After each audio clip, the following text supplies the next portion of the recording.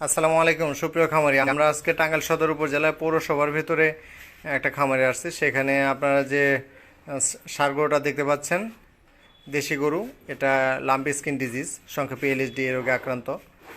আপনারা মাঠ পর্যায়ে অনেক সময় দেখে থাকবেন যে এ রোগে আক্রান্ত হলে অপচিকিৎসায় গ্রামের পল্লী চিকিৎসকগণ অথবা যারা মেল প্র্যাকটিস করেন তারা এত পরিমাণে অ্যান্টিবায়োটিক ব্যবহার করেন যে গরুর অবস্থা ভালোর চেয়ে আরও খারাপ করে দেয়।